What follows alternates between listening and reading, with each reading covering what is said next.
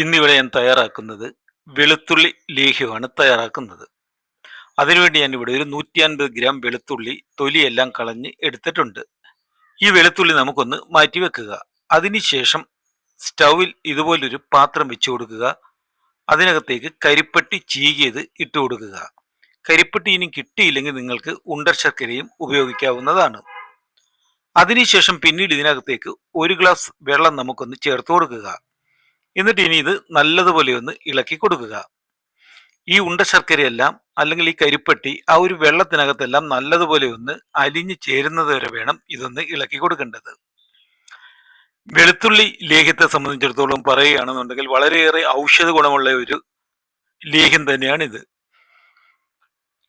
ഇതിപ്പോ നമ്മുടെ ആ ഒരു ഉണ്ട ശർക്കരയെല്ലാം നല്ലപോലെ വെള്ളത്തിൽ അലിഞ്ഞു ചേർന്നിട്ടുണ്ട്. ഇനി ഇതൊന്ന് ഇറക്കി മാറ്റി വെക്കുക.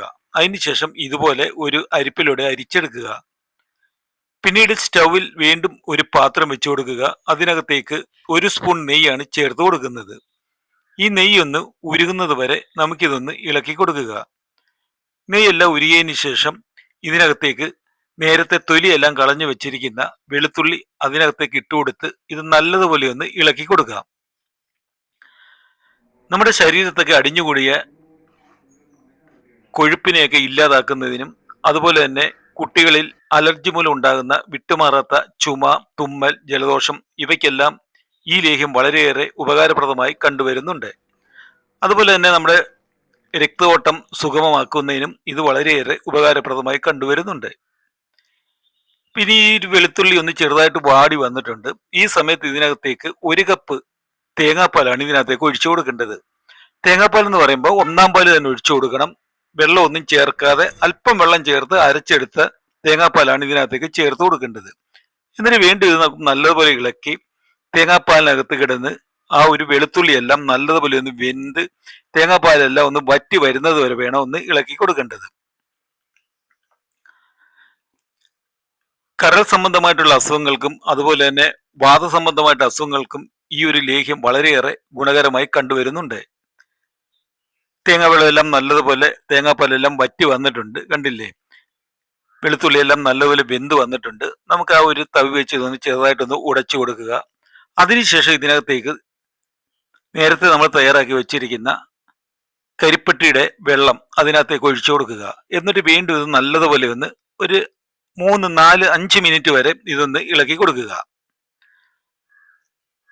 അതുപോലെ ശരീരത്തുണ്ടാകുന്ന നീർക്കെട്ട്, മൂത്ര സംബന്ധമായിട്ടുള്ള രോഗങ്ങൾ, ആമാശയ സംബന്ധമായിട്ടുള്ള രോഗങ്ങൾ ഇവയ്ക്കെല്ലാം വളരെയേറെ ഗുണപരമായിട്ടുള്ള ഒരു ലേഹ്യം തന്നെയാണിത്. ഇത് കേരളത്തിൽ അങ്ങനെ യൂട്യൂബിലൊന്നും വലുതായി കണ്ടിട്ടില്ല. പക്ഷെ കർണാടകയിലൊക്കെ ഇത് ധാരാളമായി ഉപയോഗിക്കാറുണ്ട്, അതുപോലെ തന്നെ തയ്യാറാക്കാറുമുണ്ട്.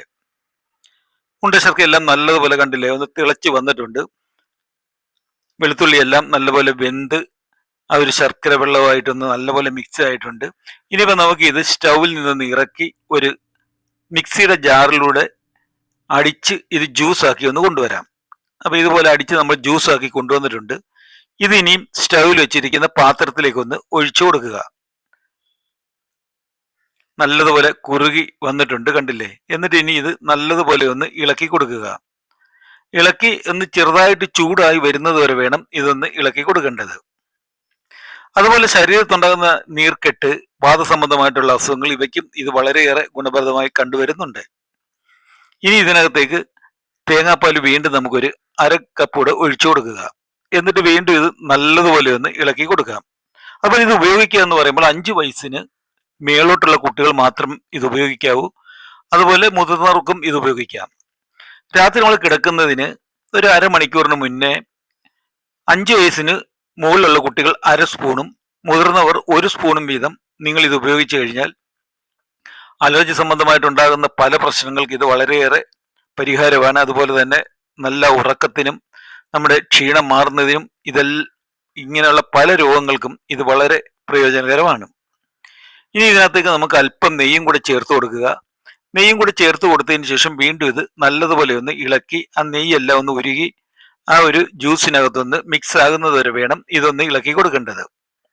തീർച്ചയായിട്ടും നിങ്ങൾ ഇതൊന്ന് വീട്ടിൽ തയ്യാറാക്കി നോക്കുക. വളരെ ചിലവ് കുറഞ്ഞതും എന്നാൽ വളരെ ഈസി ആയിട്ട് വീട്ടിൽ തയ്യാറാക്കാൻ പറ്റുന്ന ഈ വെളുത്തുള്ളി ലേഹ്യം നിങ്ങൾ ഉപയോഗിച്ച് നോക്കുക. തീർച്ചയായിട്ടും അതിൻ്റെ ഒരു ഗുണങ്ങൾ നിങ്ങൾക്ക് തീർച്ചയായിട്ടും കിട്ടുന്നതായിരിക്കും. കുട്ടികൾക്ക് ഇത് വളരെയേറെ ഉപകാരപ്രദമായിട്ടുള്ള ഒരു ലേഹ്യം തന്നെയാണിത്. മറ്റ് യാതൊരുവിധ ദോഷഫലങ്ങളും ഇതിൽ നിന്ന് ഉണ്ടാകുന്നില്ല. ഇതിപ്പോൾ നല്ലതുപോലെ തിളച്ച് വന്നിട്ടുണ്ട്. ഇങ്ങനെ തിളച്ച് വന്നു കഴിയുമ്പോൾ ഇതിനകത്തേക്ക് ചേർത്ത് കൊടുക്കേണ്ടത് കുരുമുളക് ചതച്ചത് ഒരു 1.5 സ്പൂണാണ് ഞാൻ ചേർത്ത് കൊടുക്കുന്നത്. കുരുമുളക് ചതച്ചതും കൂടെ ചേർത്ത് കൊടുത്തതിന് ശേഷം പിന്നീട് ഇതിനകത്തേക്ക് ചേർത്ത് കൊടുക്കുന്നത് ചുക്കുപൊടിയാണ്. ഏകദേശം 1.5 സ്പൂൺ ചുക്കുപൊടി ഞാൻ ചേർത്ത് കൊടുക്കുന്നുണ്ട്. നിങ്ങൾക്ക് വേണമെന്നുണ്ടെങ്കിൽ ഇതിനകത്ത് ജീരകം വറുത്ത് പൊടിച്ച് ചേർക്കാം. പക്ഷെ ഞാൻ ജീരകം വറുത്ത് പൊടിച്ച് ചേർക്കുന്നില്ല. കുരുമുളക് ചതച്ചതും അതുപോലെ തന്നെ ചുക്കുപൊടിയും മാത്രമേ ചേർത്ത് കൊടുക്കുന്നുള്ളൂ. നിങ്ങൾക്ക് ഇഷ്ടമുണ്ടെങ്കിൽ മാത്രം ജീരകപ്പൊടി ചേർത്ത് കൊടുത്താൽ മതി. ഇനി ഇത് നല്ലതുപോലെ വീണ്ടും ഇളക്കി കൊടുക്കുക. ഇളക്കി ആ ഒരു കുരുമുളകിന്റെ ചതച്ചതും അതുപോലെ തന്നെ ചുക്കുപൊടിയെല്ലാം ആ ഒരു ലേഹ്യത്തിനത് നല്ലതുപോലെ ഒന്ന് കിടന്ന് ഒന്ന് തിളച്ച് ഒന്ന് വെന്ത് വരുന്നത് വരെ വേണം ഇതൊന്ന് ഇളക്കി കൊടുക്കേണ്ടത്. ഏകദേശം നമ്മുടെ ആ ഒരു വെളുത്തുള്ളി ലേഹ്യമൊക്കെ റെഡിയായി വന്നിട്ടുണ്ട്. ഇനിയിപ്പോൾ അധിക സമയമൊന്നും നമുക്ക് ഇത് സ്റ്റൗവിൽ വെക്കേണ്ട കാര്യമില്ല. ഇനി ഇത് സ്റ്റൗവിൽ നിന്നൊന്ന് ഇറക്കി വെക്കുക. അതിനുശേഷം ഇത് നല്ലതുപോലെ ഒന്ന് തണുത്ത് കഴിയുമ്പോൾ ഈർപ്പമയം ഇല്ലാത്ത ഒരു കുപ്പിക്കകത്ത് ഇത് സൂക്ഷിച്ച് നിങ്ങൾക്ക് ഉപയോഗിക്കാവുന്നതാണ്. വളരെ പ്രയോജനകരവും അതുപോലെ തന്നെ വളരെ പെട്ടെന്ന് തന്നെ വീട്ടിൽ തയ്യാറാക്കാൻ പറ്റിയ ഈ ഒരു വെളുത്തുള്ളി ലേഹ്യം നിങ്ങൾ തീർച്ചയായിട്ടും വീട്ടിലൊന്ന് തയ്യാറാക്കി നോക്കുക. അതിനുശേഷം അതിൻ്റെ ആ ഒരു ഗുണത്തെപ്പറ്റിയുള്ള മറുപടി എൻ്റെ കമൻറ്റ് ബോക്സിൽ ഒന്ന് അറിയിക്കുക. ഈ ഒരു വീഡിയോ നിങ്ങൾക്ക് ഇഷ്ടപ്പെട്ടെങ്കിൽ ഉപകാരപ്രദമായിട്ടുണ്ടെങ്കിൽ ഒന്ന് ലൈക്ക് ചെയ്യുക, ഒപ്പം ഒന്ന് ഷെയർ ചെയ്യുക. അതുപോലെ തന്നെ നിങ്ങൾ ഇതുവരെയും